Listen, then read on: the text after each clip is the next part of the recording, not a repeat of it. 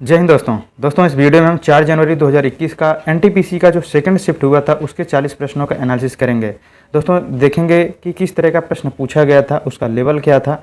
दोस्तों इन 40 प्रश्नों के माध्यम से हम सिलेबस और करंट अफेयर के साथ साथ इससे जो संभावित प्रश्न बन सकते हैं उसको हम कवर करने का प्रयास करेंगे। दोस्तों हो सकता है कि आने वाले एग्जाम में आपको कुछ क्वेश्चन यहाँ से रिपीट हो सकते हैं। तो दोस्तों इस क्वेश्चन के माध्यम से जो हम करवाएंगे उसमें से आपको हम उससे रिलेटेड कुछ प्रश्न पूछेंगे जिसका आंसर आप कमेंट में ज़रूर दीजिएगा। दोस्तों इसके पहले का जो फर्स्ट शिफ्ट का पेपर था उसका भी ये 2021 का ही था, हमने गलती से 2022 बोल दिया था, तो वो भी 2021 का ही था। तो हम आगे बढ़ते हैं। आगे बढ़ने से पहले हम एक कोट देख लेते हैं। आत्मविश्वास और कड़ी मेहनत असफलता नामक बीमारी को मारने के लिए सबसे बढ़िया दवाई है, डॉक्टर एपीजे अब्दुल कलाम।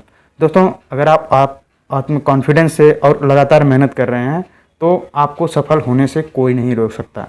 जैसे एग्जाम्पल के रूप में देखें तो अगर एक लड़का है राहुल, जो ना सिलेबस को कवर किया है ना ही प्रीवियस ईयर क्वेश्चन देखा है, सिर्फ कुछ मॉक टेस्ट दे करके एग्जाम में चला गया है, तो उसके अंदर वो हमेशा डरा से रहता है क्योंकि उसने ठीक से मेहनत नहीं किया, उसका कॉन्फिडेंस नहीं बढ़ पाया। वहीं एक लड़की प्रिया जिसने सिलेबस को अच्छे से कवर किया और प्रीवियस ईयर क्वेश्चन को अच्छे से उसको मॉक टेस्ट के रूप में हल किया या मॉक टेस्ट भी लगाया और उसने अच्छे से उसको कवर कर लिया है और उसके अंदर कॉन्फिडेंस है, एग्जाम में बैठती है, उसको मालूम है मैंने मेहनत से सिलेबस को कवर कर लिया है, सारे क्वेश्चन को देख लिया है, इसी टाइप के क्वेश्चन मुझे देखने को मिलेंगे, तो उसका आत्म कॉन्फिडेंस बढ़ जाता है और वो सफल हो जाती है। तो दोस्त आपको भी लगातार अपना कॉन्फिडेंस बढ़ा करके लगातार मेहनत करना है और आपका अगर सिलेबस और प्रीवियस ईयर क्वेश्चन आपने अच्छे से कवर कर लिया है, मॉक टेस्ट हल कर लिया है, अगर आपके अच्छे मार्क्स आ रहे हैं तो आपको सफल होने से कोई नहीं रोक सकता। तो हम दोस्तों आगे बढ़ते हैं, पहला क्वेश्चन देखते हैं। पहला क्वेश्चन है भारत देश का दक्षिणतम बिंदु कौन सा है? तो इसका राइट आंसर हो जाएगा 4 नंबर इंदिरा पॉइंट हो जाएगा। ये अंडमान निकोबार का सबसे दक्षिणतम बिंदु है। इसका पहले नाम पार्सन पॉइंट या पैगमिलियन पॉइंट था। इसको हम देख लेते हैं मैप में और इसे क्या रिलेटेड क्वेश्चन बन सकते हैं उसको हम देख लेते हैं मैप के थ्रू। अगर पूछे कि भारत का स्थिति और आकार, भारत का स्थिति और आकार, तो ये उत्तर पूर्वी गोलार्ध में स्थित है। उत्तर पूर्वी में कैसे स्थित है? अगर आप मैप में देखें यहाँ पर तो यहाँ पे आप देखेंगे कि भारत का जो स्थिति है वो ये अक्षांश हो गया और ये देशांतर हो गया और आप देखेंगे ईस्ट, ये नॉर्थ वाला एरिया है और ये ईस्ट है।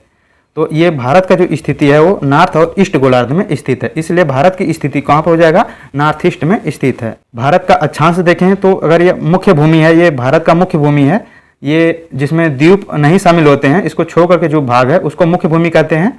और इसका जो अक्षांशीय विस्तार है वो 8 डिग्री 4 मिनट से लेकर के 37 डिग्री 6 मिनट तक है। और ये कन्याकुमारी से लेकर के इंदिरा कॉल, ये इस पॉइंट को इंदिरा कॉल कहते हैं, ठीक है। और दक्षिणतम बिंदु की बात करें, अगर सब भारत के सबसे दक्षिणतम बिंदु की बात करें तो अंडमान निकोबार का, जो निकोबार का सबसे दक्षिणी हिस्सा है, जो 6 डिग्री 4 मिनट ये अक्षांश है और इस पॉइंट को इंदिरा पॉइंट या पैगमिलियन पॉइंट या पार्सन पॉइंट के नाम से भी जानते हैं।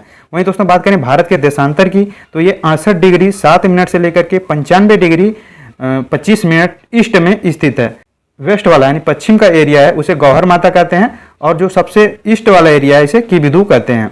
और भारत के विस्तार की बात करें तो ये उत्तर से दक्षिण में ये 3214 किलोमीटर है, 3214 किलोमीटर है। और पूर्व से पश्चिम की बात करें तो ये 2933 किलोमीटर है। भारत का मानक यामोत्तर या समय रेखा कहाँ से गुजरती है? तो ये जो है 82 डिग्री 30 मिनट जो ईस्ट देशांतर है उसको भारत का मानक समय रेखा माना जाता है, जो नैनी या प्रयागराज से गुजरता है। ये जो है जो मानक यामोत्तर रेखा है वो 5 राज्य से होकर गुजरता है, यूपी, एमपी, छत्तीसगढ़, उड़ीसा और आंध्र प्रदेश से। ये जो ग्लोबल मैरी टाइम है इससे 5.5 घंटा आगे है। आगे बात करें भारत की कुल सीमा की लंबाई कितनी है? तो 22,716 किलोमीटर है। स्थलीय सीमा जो है मुख्य भाग जो ये स्थलीय सीमा है इसकी लंबाई 15,200 किलोमीटर है। और प्रायद्वीप और सहित द्वीपों का जो, जिसमें प्रायद्वीप और द्वीप जो शामिल है उसको ऐड कर लिया जाए, उसकी लंबाई 7,516 किलोमीटर है। हम अगले क्वेश्चन को देखते हैं। अगला क्वेश्चन है दोस्त कि फतेहपुर सीकरी स्थित बुलंद दरवाजा अकबर द्वारा अपने विजय के प्रतीक रूप में बनवाया गया था। किस विजय के रूप में, कौन सा विजय किया था? तो इसने फतेहपुर सीकरी बनवाया था। वहाँ पे जो बुलंद दरवाजा है उसको किस विजय के उपलक्ष्य में बनवाया था? इसका राइट आंसर हो जाएगा 3 नंबर गुजरात, जो है गुजरात के विजय के उपलक्ष्य में उसने बनवाया था। हम देख लेते हैं मुगल के काल में कौन कौन से इमारतें बनवाई गई हैं, यानी कि स्थापत्य कला, मुगल स्थापत्य कला को देख लेते हैं। बाबर जो है दोस्तों वो मुगल शैली में वास्तुकला का नींव रखता है, जिसमें 4 बाग शैली बहुत ही इंपॉर्टेंट थी। अकबर दोस्तों ये आगरा का किला बनवाता है, इलाहाबाद का किला, फतेहपुर सीकरी दोस्तों ये गुजरात का विजय के उपलक्ष्य में बनवाता है और इसी में बुलंद दरवाजा स्थित है और जोधाबाई महल और पंचमहल का निर्माण अकबर ने करवाया है। जहांगीर के समय दोस्तों ये चित्रकला सबसे चरम पर था, स्वर्णकाल माना जाता है। इसने शालीमार बाग जम्मू कश्मीर में शालीमार बाग बनवाया था। शाहजहां की बात करें दोस्तों, इसने दिल्ली का लाल किला और ताजमहल, दीवाने आम दीवाने खास, दिल्ली का जामा मस्जिद इसने बनवाया था, आगरा का मोती मस्जिद इसने बनवाया था और लाहौर में इसने शालीमार बाग बनवाया था। औरंगजेब की बात करें तो दोस्तों ये बीवी का मकबरा औरंगाबाद, ये इसका नाम शायद साहू जी महाराज करके कोई नाम रखा गया है, औरंगाबाद का नाम बदल दिया गया है, जो महाराष्ट्र में पड़ता है। यहाँ पर इसने बीवी का मकबरा बनवाया था और इसने मुगल घाट का निर्माण करवाया था फर्रुखाबाद में गंगा नदी के किनारे। इसमें से कई क्वेश्चन पूछे गए हैं, इसको आप ध्यान में रखिएगा। हम आगे बढ़ते हैं। चींटी के डंक में कौन सा अम्ल पाया जाता है? तो इसका राइट आंसर हो जाएगा 4 नंबर मेथनोइक अम्ल पाया जाता है। इससे रिलेटेड कौन कौन से क्वेश्चन आपसे पूछे जा सकते हैं? तो सिरका में दोस्तों एसिटिक अम्ल पाया जाता है, संतरा या नींबू में सिट्रिक अम्ल पाया जाता है, इमली या अंगूर में टार्टरिक अम्ल पाया जाता है, टमाटर में ऑक्जेलिक अम्ल पाया जाता है, दही या खट्टे दूध में लैक्टिक अम्ल पाया जाता है, चींटी के डंक या बिच्छू के डंक में मेथनोइक अम्ल पाया जाता है। हम अगले क्वेश्चन की तरफ बढ़ते हैं। अगला क्वेश्चन है दोस्त कि इनमें से किसे 9 डॉट्स अवार्ड 2019 से सम्मानित किया गया था? तो इसका राइट आंसर हो जाएगा 1 नंबर हो जाएगा एनी जैदी को दोस्तों 9 डॉट अवार्ड 2019 से सम्मानित किया गया था। तो ये दोस्तों एनी जैदी कौन है? एनी जैदी दोस्तों ये भारत की लेखिका हैं, नाटककार और पत्रकार हैं ये, और ये भारत में विस्थापन, पहचान और घर की क्या अवधारणा होती है इस पे अपना इसी विचार को लेकर के इन्होंने किताब लिखा था, जिसपे इनको 9 डॉट्स अवार्ड मिला था। बात करें 9 डॉट्स अवार्ड की दोस्तों, तो ये जो है ये इंटरनेशनल अवार्ड है एक, और इसमें विजेता को 1 लाख डॉलर जो है 1 लाख डॉलर राशि दिया जाता है। और दोस्तों ये कैम्ब्रिज यूनिवर्सिटी में अपना कैम्ब्रिज यूनिवर्सिटी जो प्रेस है उसमें अपनी पुस्तक छपवाने का अवसर मिलता है इसमें। और इसका जो उद्देश्य है दोस्तों ये समाज, राजनीति, संस्कृति आदि के मुद्दों पर जो गहन विचार को बढ़ावा देने के लिए इसको दिया जाता है। तो दोस्तों देख सकते हैं कि जो इंटरनेशनल लेवल का जो पुरस्कार है उसको जो कौन सा इंडियन पाया है उसको बेस बना के ये क्वेश्चन पूछा है। तो इस तरह के क्वेश्चन को आप तैयार रखें। हम अगले क्वेश्चन को देखते हैं। अगला क्वेश्चन है दोस्तों कि फसलों के लिए निम्नलिखित में से कौन सा निकाय न्यूनतम समर्थन मूल्य की अनुशंसा करता है, यानी कि एमएसपी जो किसानों को दिया जाता है वो कौन सा जो संगठन बनाता है? तो इसका राइट आंसर हो जाएगा 3 नंबर हो जाएगा CACP का देता है दोस्तों, यानी कि CACP commission for agriculture cost and price. ये दोस्तों एमएसपी की सिफारिश करता है और इसके द्वारा किसानों को लाभ को ध्यान में रख करके हर साल रबी और खरीफ के फसलों पर एमएसपी की सिफारिश करता है ये, और इसी सिफारिश के बेस पे सरकार अंतिम निर्णय लेकर के एमएसपी को मंजूरी देती है। सरकार दोस्तों अभी तक 23 फसलों को एमएसपी निर्धारित करती है। और दोस्तों बात करें अन्य ऑप्शन की, तो नीति आयोग दोस्तों इसकी स्थापना 1 जनवरी 2015 को किया गया था और ये भारत का थिंक टैंक कहा जाता है इसको, जो आर्थिक प्रक्रिया में सहकारी संघवाद और सतत विकास के लक्ष्यों को प्राप्त करने के लिए इसके उद्देश्य से बनाया गया था। नाबार्ड की बात करें दोस्तों तो ये 1982 में इसका स्थापना किया जाता है और इसका फुल फॉर्म होता है national agriculture and rural development bank, ठीक है। और ये भारत में क्षेत्रीय जो ग्रामीण बैंक है और सहकारी बैंकों को रेगुलेट करती है। वहीं दोस्तों बात करें food corporation of India FCI की, तो ये इसकी स्थापना 1965 में किया जाता है। 1965 में इसकी स्थापना होती है और ये देश में जो खाद्य सुरक्षा को बनाए रखना और किसानों को उनके अनाज का उचित मूल्य देना इसका उद्देश्य होता है। हम अगले क्वेश्चन को देखते हैं। अगला क्वेश्चन है दोस्तों कि GSAT 31 क्या है? तो इसका राइट आंसर हो जाएगा दूरसंचार उपग्रह है। तो दोस्तों इससे रिलेटेड जो क्वेश्चन पूछे जा सकते हैं या इसको अच्छे से कैसे समझ सकते हैं इसको हम देख लेते हैं। आप अगर इसको अच्छे से देख लेते हैं तो आपको शायद इससे रिलेटेड क्वेश्चन आप सही कर लेंगे।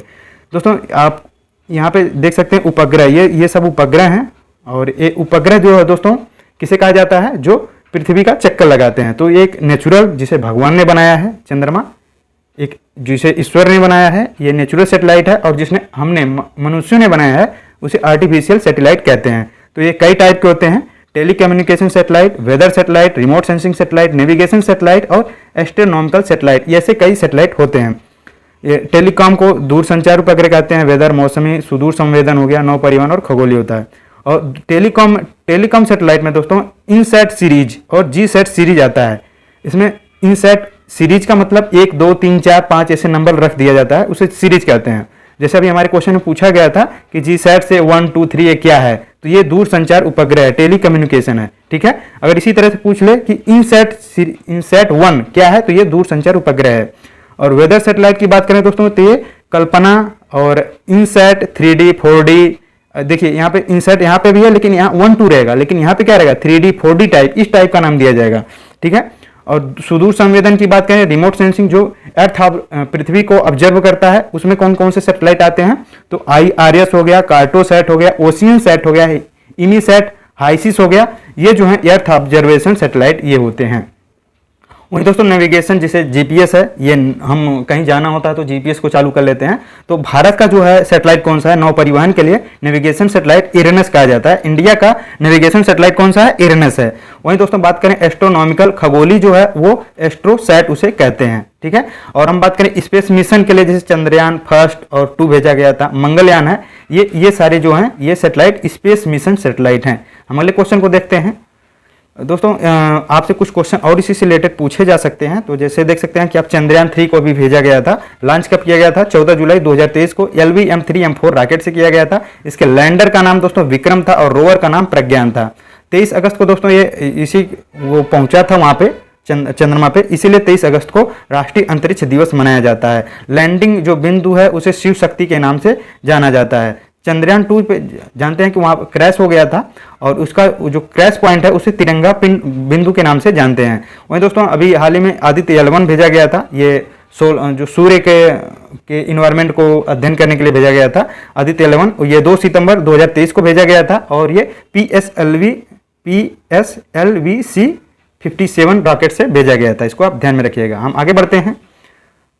अगला क्वेश्चन है दोस्त कि 1857 में मोहम्मद एंग्लो ओरिएंटल कॉलेज की स्थापना किसने की थी, जो बाद में अलीगढ़ मुस्लिम विश्वविद्यालय बना। तो इसका स्थापना दोस्तों सर सैयद अहमद खान ने किया था। और ये दोस्तों ये केंद्रीय विश्वविद्यालय है, इसका स्थापना 1857 में हुआ था, जहां आपसे क्वेश्चन में ही दिया है। और सर सैयद अहमद खान ने मुसलमानों को अंग्रेजी और विज्ञान आधारित कौशल को बढ़ावा देने के लिए EMU का स्थापना किया था और ये 1920 में इसे केंद्रीय विश्वविद्यालय का दर्जा दिया जाता है। अगले क्वेश्चन को देखते हैं।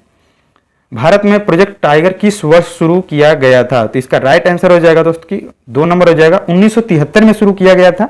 और इसका उद्देश्य था दोस्तों कि बाघों की आबादी को बढ़ाना और उनके प्राकृतिक आवास जहाँ पे वो रहते हैं उनका संरक्षण करना। दोस्तों आपको आश्चर्य होगा, भारत में जो है 70% से अधिक बाघों की आबादी भारत में पाई जाती है पूरी दुनिया में। दोस्तों मार्च 2025 तक अभी तक जो है 58 भारत में कुल 58 टाइगर रिजर्व हैं और 58वां था ये MP के शिवपुरी में माधव राष्ट्रीय उद्यान को ये 58वां जो है टाइगर रिजर्व घोषित किया गया, ठीक है। आपको हमें कमेंट में बताइएगा कि प्रोजेक्ट एलिफेंट कब इसकी स्थापना किया गया था। हम अगले क्वेश्चन को देखते हैं। अगला क्वेश्चन है दोस्त कि विधवा पुनर्विवाह की अनुमति देने वाला कानून हिंदू विधवा पुनर्विवाह अधिनियम किस वर्ष पारित किया गया था, तो इसका राइट आंसर 1 नंबर हो जाएगा, 1856 में यह पारित किया गया था। और भारत के पहले वायसराय लॉर्ड कैनिंग के समय ये पारित किया गया था, जिसमें विधवा विवाह को वैध बनाया गया। और इसमें जो महत्वपूर्ण भूमिका निभाया था ईश्वर चंद्र विद्यासागर ने, बहुत ही इंपॉर्टेंट भूमिका यहाँ पे निभाया था इसको पारित करने के लिए। अगले क्वेश्चन को देखते हैं दोस्तों कि निम्नलिखित में से कौन सी नोबल गैस है, तो इसका राइट आंसर 2 नंबर हो जाएगा। आर्गन जो है दोस्तों ये नोबल गैस है। नोबल गैस के बारे में और देख लेते हैं कि इसका अन्य नाम दोस्तों ये निष्क्रिय गैस या उत्कृष्ट गैस भी से कहते हैं। ये आवर्त सारणी के 18वां जो वर्ग है उसमें शामिल जो 7 तत्व हैं, हीलियम, नियान, आर्गन, क्रिप्टॉन, जेनान, रेडान और ऑर्गनेसन, ये 7 तत्वों को जो है कि नोबेल गैस के नाम से जानते हैं। और इसे नोबेल गैस क्यों कहते हैं, क्योंकि ये इलेक्ट्रॉन मुक्त करने या ग्रहण करने की क्षमता इसमें नहीं होती है, इसलिए ये अभिक्रिया नहीं करते हैं। इनका जो कोष्टक होता है वो पूरा फुल होता है, ना ही इलेक्ट्रॉन मुक्त कर सकते हैं ना ही ग्रहण कर सकते हैं, इसलिए इन्हें नोबेल गैस या निष्क्रिय गैस के नाम से जानते हैं। हम अगले क्वेश्चन को देखते हैं। अगला क्वेश्चन है दोस्तों, भारत के राष्ट्रपति द्वारा लोकसभा के एंग्लो इंडियन समुदाय के कितने सदस्यों को मनोनीत किए जाते हैं, राष्ट्रपति द्वारा कितने एंग्लो इंडियन को मनोनीत किया जाता है, तो इसका राइट आंसर हो जाएगा 4 नंबर हो जाएगा। 2 दोस्तों राष्ट्रपति जो हैं वो 2 एंग्लो इंडियन को संसद में मनोनीत कर सकते हैं। लेकिन दोस्तों अभी कानून बना करके इस जो दो सदस्यों को मनोनीत करने के जो राष्ट्रपति मनोनीत करती थी इसको अब हटा दिया गया है। और ये कौन सा संशोधन था, 104वां संविधान संशोधन था। इसको हम थोड़ा सा डीप में देख लेते हैं। ये आपको 6 जो है संविधान संशोधन अच्छे से जान लें, क्योंकि यहाँ से क्वेश्चन पूछे जा सकते हैं। पहला संविधान संशोधन था दोस्तों 2016 में किया गया था, जिसमें GST लागू किया गया। 102वां संविधान संशोधन 2018 में हुआ था, जिसमें राष्ट्रीय पिछड़ा वर्ग आयोग को संवैधानिक दर्जा दिया गया था। 103वां संविधान संशोधन दोस्तों ये 2019 में हुआ था, और इसमें EWS को सरकारी नौकरियों और शैक्षणिक संस्थानों में 10% का आरक्षण मिला। 104 जो संविधान संशोधन है ये 2020 में हुआ था। इसमें लोकसभा और राज्यसभाओं में आंग्ल सीटों का एंग्लो इंडियन का जो सीटों का आरक्षण जो था उसे खत्म कर दिया गया। और जो अभी हमारे क्वेश्चन में पूछा गया था कि जो दो राष्ट्रपति दो एंग्लो इंडियन को मनोनीत करते हैं, वो 104वां संविधान संशोधन के माध्यम से इसको खत्म कर दिया गया है। और दोस्तों इसमें SC/ST के आरक्षण को 10 वर्ष तक के लिए बढ़ाया गया है। 105वां संविधान संशोधन 2021 में हुआ था और इसमें राज्यों को अपनी सामाजिक और शैक्षणिक रूप से पिछड़े वर्ग को सूची तैयार करने की शक्ति प्रदान की गई है। वहीं दोस्तों 106वां संविधान संशोधन 2023 में हुआ था। इसमें लोकसभा और राज्य विधानसभाओं और दिल्ली विधानसभा में महिलाओं के लिए 1/3 सीटों का आरक्षण का प्रावधान किया गया है। हम अगले क्वेश्चन को देखते हैं। 13 नंबर क्वेश्चन है कि हमारे शरीर में वसा संचयक ऊतक कौन सा होता है? तो इसका राइट आंसर 3 नंबर हो जाएगा, एडिपोज ऊतक। एडिपोज ऊतक दोस्तों इसे हिंदी में वसामय ऊतक कहते हैं। और इस ऊतक में दोस्तों त्वचा के नीचे आंतरिक अंगों के रूप में वसा पाया जाता है और इस ऊतक की कोशिकाएं वसा की गोलियों के रूप में भरी होती हैं। ठीक है।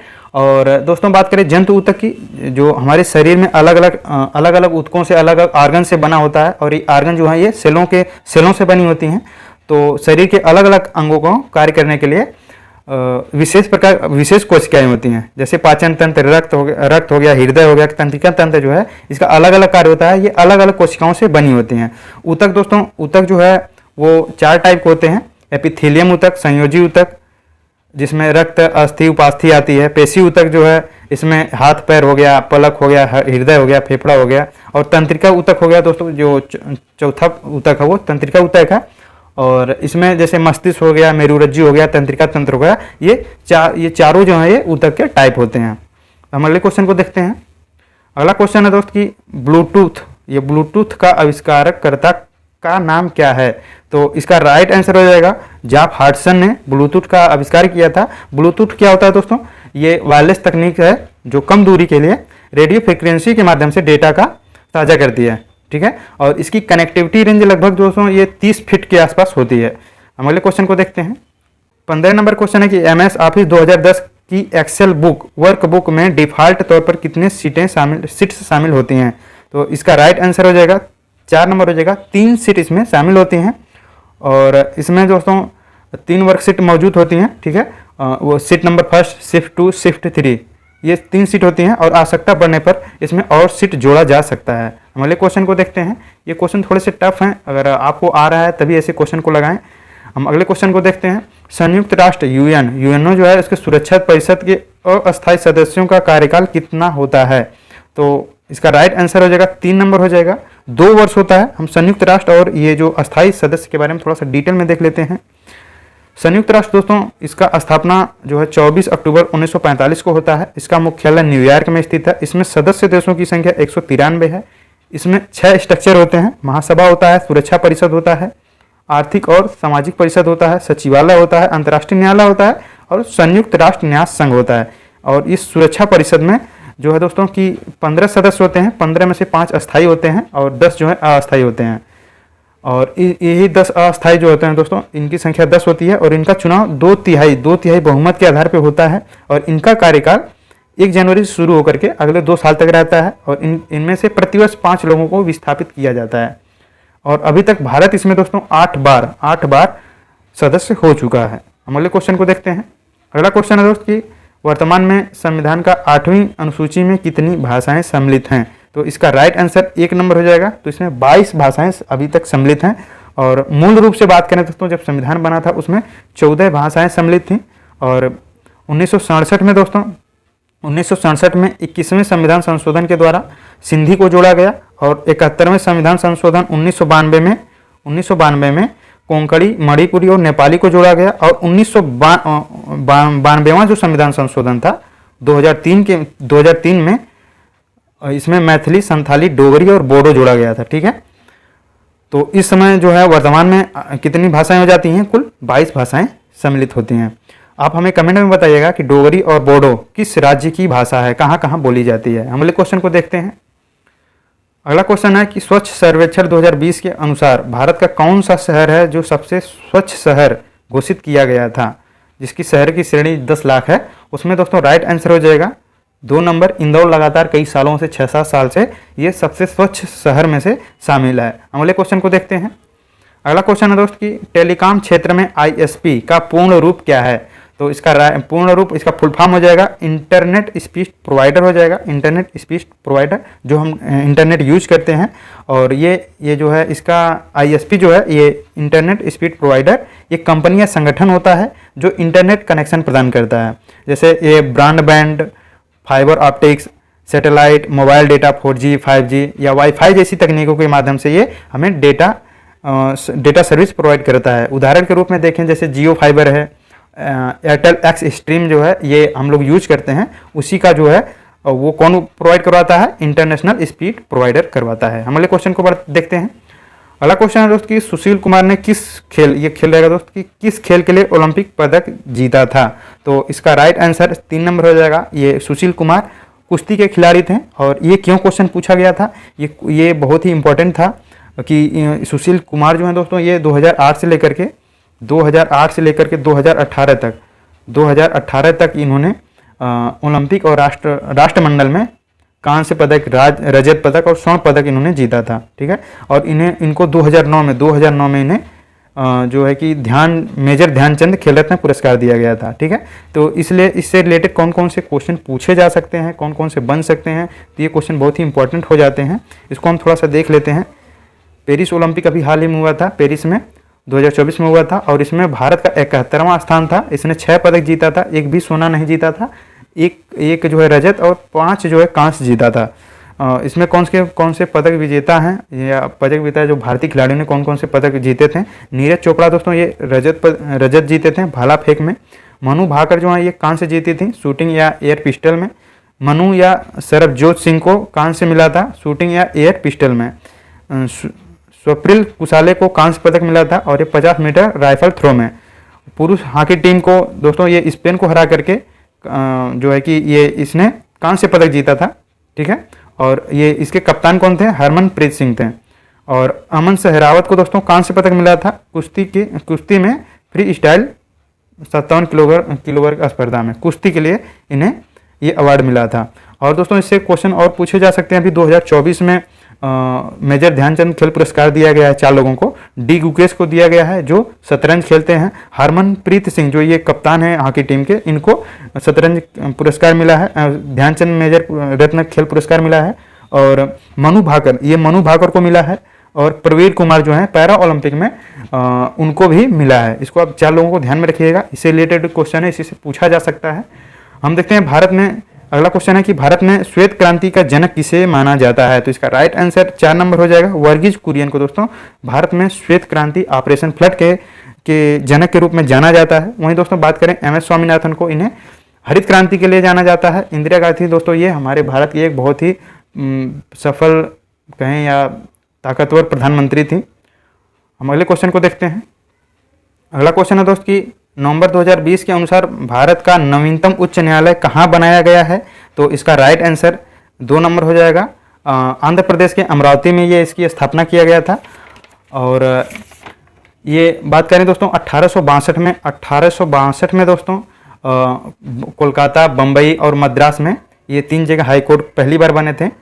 और भारत में अभी बात करें कुल हाई कोर्ट कितने हैं, तो ये 25 हाई कोर्ट दोस्तों ये भारत में हैं। ठीक है। और ये हाई कोर्ट का प्रावधान कहाँ है, भाग 6 में स्थित है। बात करें दोस्तों हाई कोर्ट के मुख्य न्यायाधीश और अन्य न्यायाधीशों की नियुक्ति कौन करता है, राष्ट्रपति करता है, लेकिन शपथ कौन दिलाता है, राज्यपाल दिलाता है। इसको आप ध्यान रखिएगा। अगले क्वेश्चन को देखते हैं। संसद द्वारा निःशुल्क और अनिवार्य शिक्षा का अधिकार अधिनियम किस वर्ष पारित किया गया था। तो इसका राइट आंसर हो जाएगा 1 नंबर हो जाएगा, 2009 में पारित किया गया था। और फ्री एंड कंपलसरी एजुकेशन का प्रावधान, ये शिक्षा का अधिकार अधिनियम राइट टू एजुकेशन एक्ट 2009 के थ्रू ये लाया गया था। और इसमें कहा गया है कि अधिनियम 6 से 14 वर्ष के आयु के सभी बच्चों को निःशुल्क और अनिवार्य प्राथमिक शिक्षा का अधिकार देता है। ठीक है। और संविधान के अनुच्छेद 21A के तहत शिक्षा के अधिकार को मौलिक अधिकार का भाग माना जाता है। आप हमें कमेंट में बताइएगा कि जो शिक्षा का अधिकार 21A जो जोड़ा गया, ये कौन से संविधान संशोधन और किस वर्ष में इसे जोड़ा गया है। हम अगले क्वेश्चन को देखते हैं। अगला क्वेश्चन है दोस्त कि वर्णनात्मक इतिहास का पुस्तक इंडिया आफ्टर गांधी किसने लिखा था। तो इसका राइट आंसर 3 नंबर हो जाएगा, रामचंद्र गुहा द्वारा लिखा गया था। ये बहुत ही फेमस बुक है इतिहास के लिए, और इसे IAS वाले स्टूडेंट इसको पढ़ते हैं हिस्ट्री के लिए। और बात करें दोस्तों अरुंधति राय की एक बहुत ही फेमस बुक है ये the God of small things, इसको आप ध्यान में रखिएगा। हम अगले क्वेश्चन को देखते हैं। 25 नंबर क्वेश्चन है कि 2020 के अनुसार एकमात्र व्यक्ति कौन है जिन्हें भौतिकी के लिए 2 बार नोबेल प्राइज मिला है? तो इसका राइट आंसर हो जाएगा जॉन बार्डिन है दोस्तों। जॉन बार्डिन को भौतिकी के लिए 2 बार नोबेल पुरस्कार मिला है। एक बार 1956 में मिला है ट्रांजिस्टर के आविष्कार के लिए, एक बार 1972 में मिला है सुपर कंडक्टिविटी की खोज के लिए। ठीक है, अब हम देख लेते हैं कि कौन से और लोग हैं जिन्हें 2 बार नोबेल प्राइज मिला है।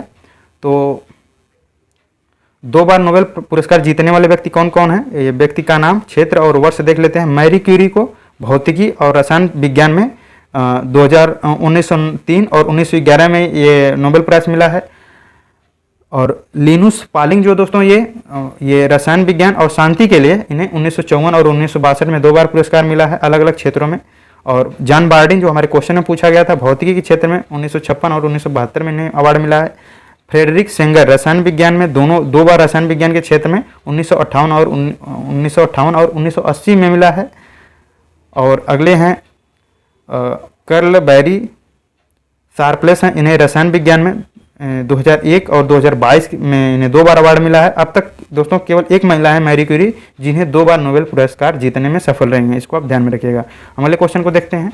अगला क्वेश्चन है कि दोस्त की भारतीय अंतर्देशीय जलमार्ग प्राधिकरण inland waterways authority of India के अनुसार भारत में नौगम्य अंतर्देशीय जलमार्गों की कुल लंबाई कितनी है? तो इसका राइट आंसर हो जाएगा 4 नंबर हो जाएगा 14,500 हो जाएगा, जिसमें से दोस्तों 5,200 दोस्तों ये नदी है, नदी में जलमार्ग है। और 4,000 दोस्तों 4,000 किलोमीटर ये नहरों का उपयोग करके जलमार्ग का यूज किया जाता है। ये दोस्त क्वेश्चन आपको ये पढ़ने में आप इसे पढ़ के आप समझ सकते हैं, लेकिन अगर ये आपको नहीं आ रहा है तो आप ऐसे क्वेश्चन को ना लगाएं, गेस ना करें, ऐसे क्वेश्चन को छोड़ दें, क्योंकि ऐसे क्वेश्चन का आप गेस करेंगे हो सकता है गलत हो, और अधिकांश लोगों को गलत ही होता है दोस्त। अगर आप ऐसे क्वेश्चन को ना करके भी आप कुछ लोगों से आगे बढ़ सकते हैं, क्योंकि अगर आप गलत करेंगे जो अधिकतर लोगों का गलत होगा। ये बहुत ही टफ क्वेश्चन है, ठीक है, तो ऐसे क्वेश्चन को आप छोड़ सकते हैं। ऐसे यहाँ से आप ये सब चीज़ें सीख सकते हैं कि कौन से क्वेश्चन छोड़ना होता है।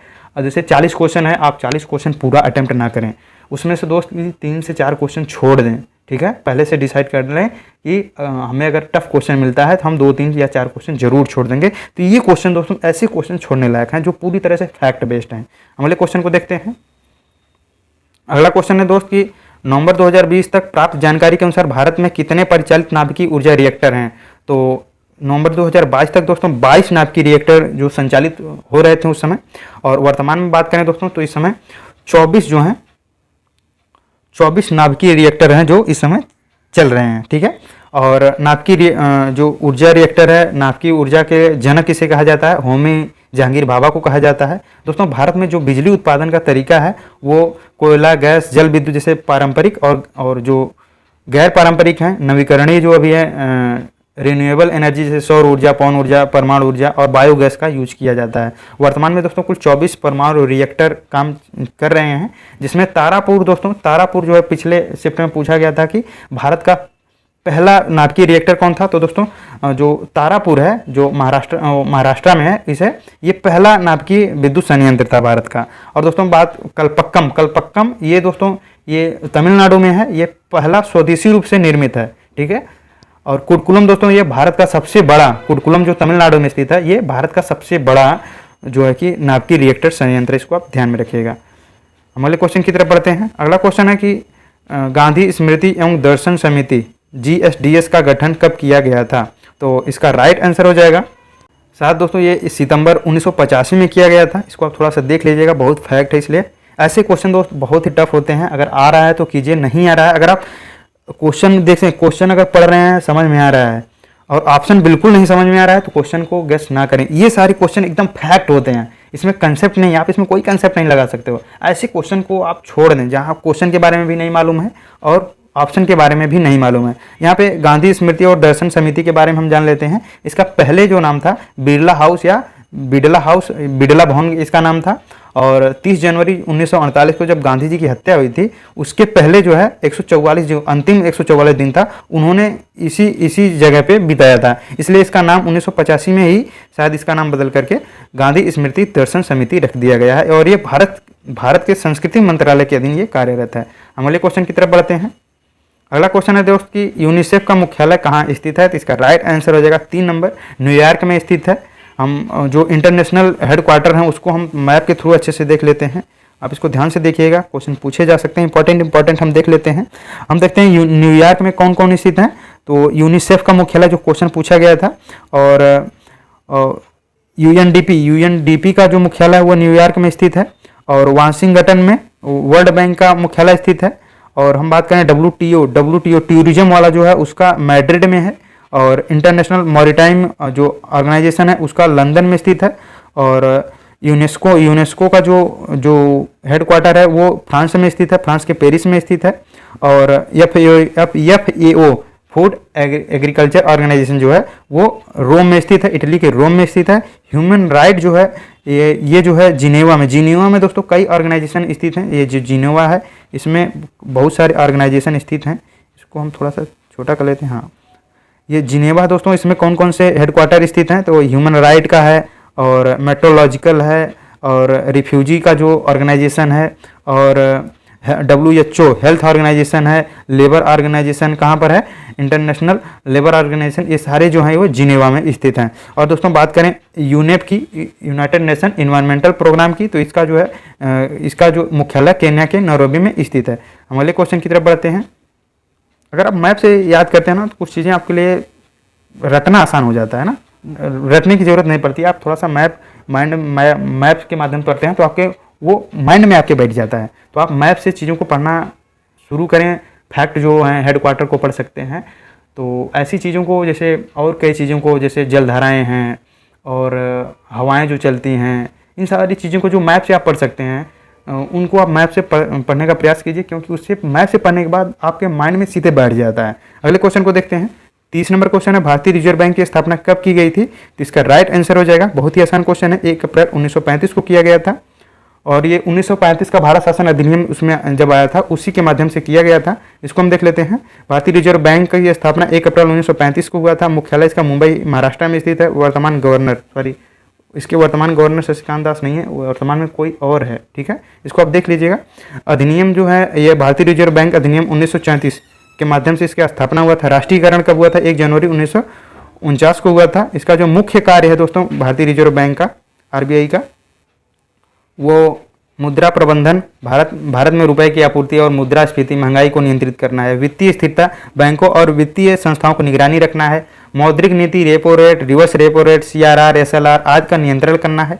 विदेशी मुद्रा प्रबंधन करना है, जैसे जिसमें विदेशी मुद्रा भंडारण और विनिमय रेगुलेट दरों को प्रबंधन करना है। बैंकों का विनियमन करना है। वाणिज्यिक बैंक, सहकारी बैंक और NBFC को निगरानी रखना है। डिजिटल भुगतान, जैसे हम UPI, पेटीएम हो गया और फ़ोन पे जैसी चीज़ों का यूज करते हैं। RTGS, NEFT जैसी भुगतान प्रणालियों का भी संचालन कौन करता है? RBI करता है।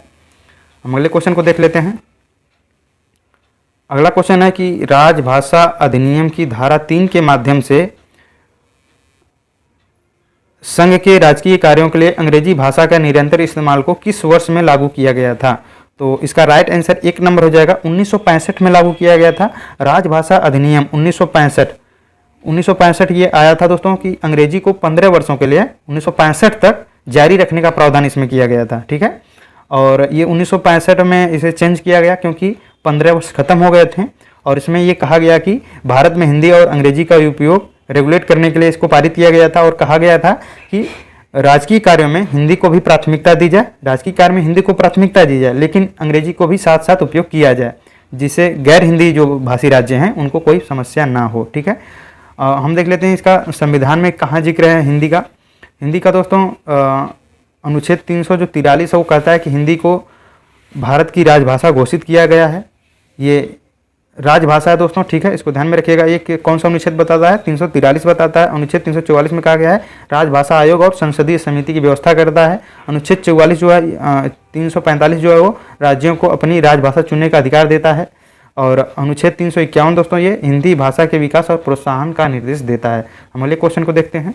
अगला क्वेश्चन है दोस्त कि नाभिकीय ऊर्जा उत्पादन क्षेत्र और सार्वजनिक क्षेत्र के उपक्रमों के बीच संयुक्त उद्यम करने की अनुमति देने के लिए संसद द्वारा परमाणु ऊर्जा संशोधन विधेयक कब पारित किया गया था?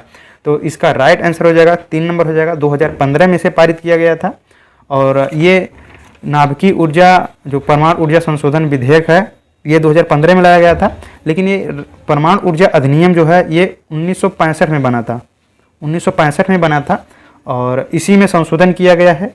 और 1965 में ये एक गवर्नमेंट अथॉरिटी है वही मात्र जो है ये परमाणु ऊर्जा जो है नाभिकीय ऊर्जा के क्षेत्र में अपना काम करती थी। कोई प्राइवेट या कोई अन्य गवर्नमेंट संस्था इसको नहीं देखभाल करती थी। 1965 के इस अधिनियम में चेंज करके 2015 में चेंज किया गया और इसमें ये कहा गया कि भारत में परमाणु ऊर्जा के क्षेत्र में संयुक्त उद्यम लगाया जा सकता है। जो अन्य कंपनियां हैं जैसे एनटीपीसी है, इंडियन ऑयल है, इसको अनुमति दिया गया है कि ये भी अब इसमें परमाणु क्षेत्र में काम कर सकती हैं। साथ ही साथ दोस्तों इसमें निजी और सार्वजनिक कंपनियों को बढ़ावा दिया जा सकता है। ठीक है, पहले ये प्रावधान नहीं थे, सारी काम सरकारी सेक्टर करते थे। अब जो है इसमें निजी क्षेत्र भी और सार्वजनिक कंपनियां भी इसमें भाग ले सकती हैं। हम अगले क्वेश्चन की तरफ बढ़ते हैं। अगला क्वेश्चन दोस्त की न्यूटन के गति के प्रथम नियम का अन्य नाम क्या है? तो इसका राइट आंसर हो जाएगा 4 नंबर हो जाएगा, जड़त्व का नियम भी कहते हैं। न्यूटन के गति के नियम जो पहला नियम है उसे जड़त्व का नियम भी कहते हैं। हम न्यूटन के तीनों गति के नियम को देख लेते हैं। न्यूटन ने 3 गति के नियम दिए थे। न्यूटन्स लॉ ऑफ मोशन पहला नियम का है, इसे इनर्शिया का नियम या जड़त्व का नियम भी कहते हैं। यदि कोई वस्तु स्थिर है तो वह स्थिर बनी रहेगी और यदि वह गति में है तो समान वेग से चलती रहेगी जब तक उस पर कोई बाह्य बल न लगाया जाए। तो जैसे ये पहला नियम कहता है, जैसे हम एग्जाम्पल के रूप में देख सकते हैं, चलती गाड़ी का अगर अचानक ब्रेक लग जाता है तो यात्री आगे की तरफ झुक जाते हैं। ठीक है, और अगर गाड़ी खड़ी है और अचानक चलने लगे तो आदमी किस तरफ झुकता है? पीछे की तरफ झुक जाता है।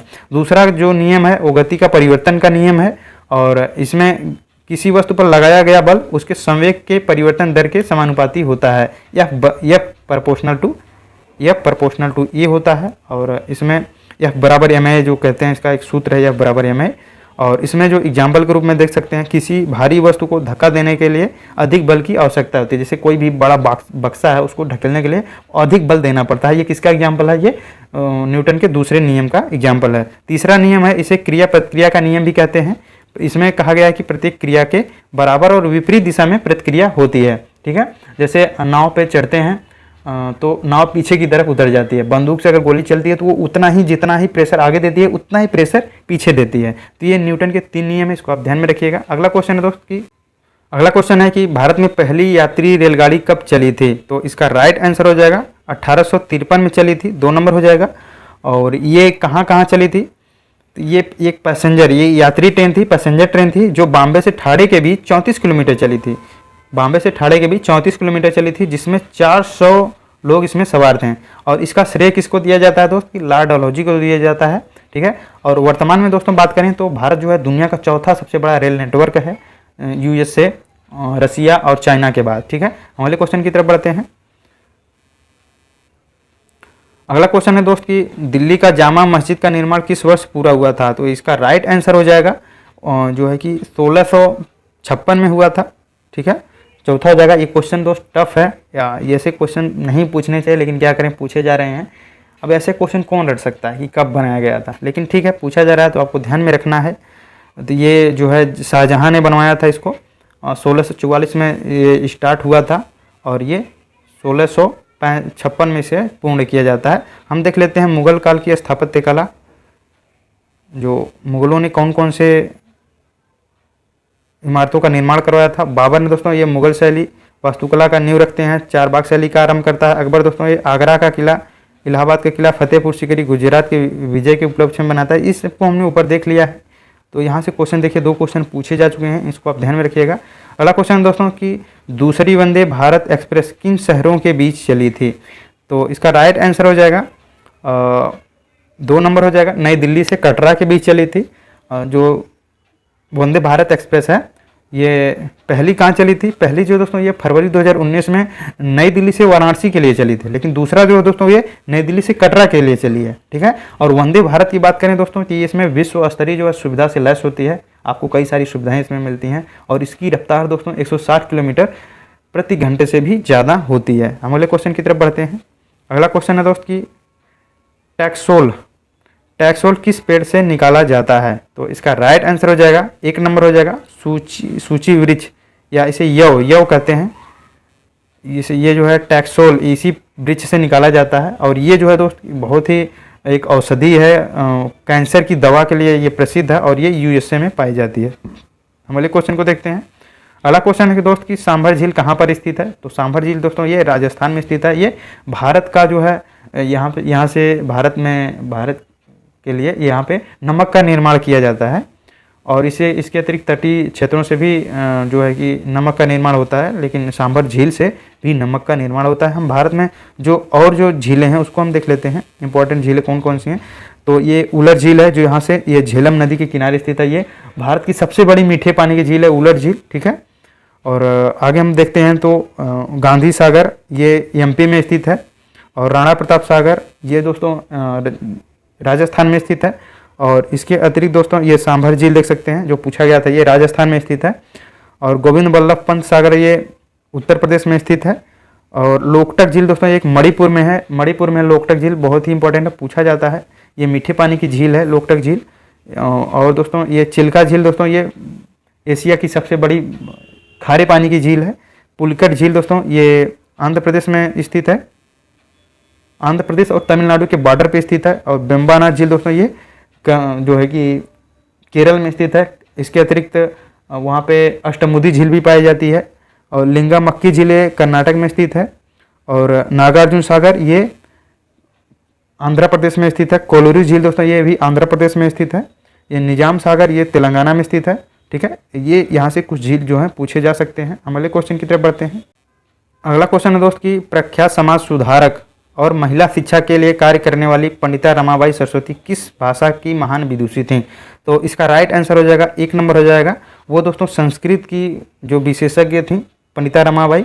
और ये इनका जो जन्म हुआ था 1858 में से 1922 तक ये भारत में अपना योगदान देती हैं। और ये समाज सुधारक, अध्यापक, महिला अधिकारों विशेषकर स्त्री शिक्षा और विधवा पुनर्विवाह में ये प्रबल समर्थक थी। इन क्षेत्रों में इन्होंने काम किया।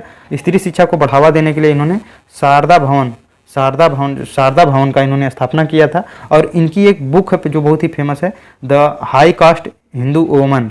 इसमें इन्होंने भारतीय महिलाओं की दशा का वर्णन किया है। और ये दोस्तों पंडिता रमाबाई ये पहली महिला थी जिन्हें पंडिता की उपाधि मिला था, ठीक है। तो देख सकते हैं कि उस समय कितनी दुर्दशा थी, महिलाओं को शिक्षा का अधिकार नहीं था। आज सबके लिए खुला अवसर है, एक समान अवसर है। और आज देख सकते हैं महिलाएं हर क्षेत्रों में अच्छा काम कर रही हैं। और लेकिन इनकी संख्या बहुत ही कम है, इसलिए महिलाएं इन क्षेत्रों में आगे बढ़ें, ठीक है। और अपने प्रतिभा और कौशल का देश को आगे बढ़ाने में अपना योगदान दें, ठीक है। हम अगले क्वेश्चन को देखते हैं। अगला क्वेश्चन है दोस्त, लास्ट क्वेश्चन है ये, भारत की पहली ब्रिटिश प्रेसिडेंसी की स्थापना कहाँ की गई थी। तो इसका जो राइट आंसर हो जाएगा वो सूरत हो जाएगा, ठीक है। सूरत में की गई थी। बात करें दोस्तों ब्रिटिश शासन के दौरान, ये ब्रिटिश जो प्रेसिडेंसी थी, ये ब्रिटिश शासन के दौरान भारत को प्रशासनिक रूप से 3 मुख्य प्रेसिडेंसियों में डिवाइड किया गया था, जिसमें मद्रास था, एक मद्रास हो गया, मद्रास और कोलकाता और मुंबई, ये 3 जो है मुख्य प्रेसिडेंसियाँ थी, ठीक है। और अतिरिक्त छोटे छोटे थे। लेकिन सबसे पहली जो प्रेसिडेंसी बनी थी वो 1765 में, सॉरी ये 1640 में जो है कि मद्रास प्रेसिडेंसी पहली प्रेसिडेंसी बनी थी। और इसके बाद 1668 में मुंबई वाला बनता है, बम्बई जो है 1668 में बनता है प्रेसिडेंसी। और कोलकाता जो है ये 1765 में ये प्रेसिडेंसी बनती है। लेकिन यहाँ मद्रास नहीं दिया गया है, तो इसके बाद सूरत बनता है और इसके बाद मुंबई और कोलकाता बनता है, ठीक है। आप हमें कमेंट में बताइएगा कि दिल्ली को राजधानी कब घोषित किया गया था, ठीक है। तो इस तरह से दोस्त हमने देखा कि 4 जनवरी के जो 2021 का जो सेकंड शिफ्ट था उसमें 40 प्रश्न किस तरह से पूछे गए थे। यहाँ पे आप देखेंगे कि कुछ क्वेश्चन बहुत ही मॉडरेट थे, कुछ क्वेश्चन बहुत ही इजी टाइप थे, लेकिन कुछ क्वेश्चन टफ भी पूछे गए थे। आपको इजी क्वेश्चन बिल्कुल गलत नहीं करना है, क्योंकि वो अधिकांश स्टूडेंट सही करेंगे, ठीक है। आपको इजी क्वेश्चन बिल्कुल नहीं गलत करना है, आपको मॉडरेट क्वेश्चन को कोशिश करना है कि ज़्यादा से ज़्यादा वो सही हो। अगर आप थोड़ी से अच्छे से सिलेबस को और प्रीवियस ईयर क्वेश्चन को अपने पास रख करके अच्छे से पढ़ाई करते हैं तो आप 32-35 क्वेश्चन जरूर हल कर पाएंगे, ठीक है। और आप मॉक टेस्ट देते रहिए, ठीक है। यहाँ पे हमने देखा कि कैसे कैसे क्वेश्चन पूछे गए थे। और अगर आपको अभी कमजोरी लग रही है, कहीं पे कमजोरी लग रही है, तो उसको आप अभी समय है, आप सही कर सकते हैं। तो यहाँ से हमने दोस्तों सिलेबस को भी इसमें हमने ज़्यादा से ज़्यादा देखिए हमने कितना डीप में जा करके आपको समझाया है, इसलिए टाइम ज़्यादा लग सकती है, ठीक है। लेकिन हम कंटेंट के साथ आपका कोई कॉम्प्रोमाइज़ नहीं करेंगे। लेकिन आप कहेंगे तो और डीप में जा सकते हैं, लेकिन हम ज़्यादा डीप में जाएंगे तो आपको लगेगा कि ये 40 क्वेश्चन यार कितने टाइम में बढ़ा रहा है, ठीक है। लेकिन अगर आप कहेंगे तो और डीप में जाएंगे, आप कमेंट में वीडियो के बारे में अपना राय जरूर दें दोस्तों, ठीक है। इसमें हमने करंट अफेयर शामिल किया और जो भी क्वेश्चन बन सकते हैं उसको भी हमने कवर करने का प्रयास किया दोस्तों। यहाँ से जो हमने 40 क्वेश्चन है, ये यहाँ से भी क्वेश्चन पूछे जा सकते हैं। इसके अतिरिक्त जो हमने एक्सप्लेनेशन जितने गहराई में जाके किया है, वहाँ से भी कुछ क्वेश्चन आपको रिपीट हो सकते हैं। तो आप अच्छे से देखिए, जम के मेहनत कीजिए, ठीक है। आप दूसरों का हेल्प, 1-2 यूट्यूब चैनल का हेल्प लीजिए, लेकिन अपने से भी सिलेबस को पढ़िए, प्रीवियस ईयर क्वेश्चन को अपने से भी लगाने का प्रयास कीजिए। थैंक यू, जय हिंद।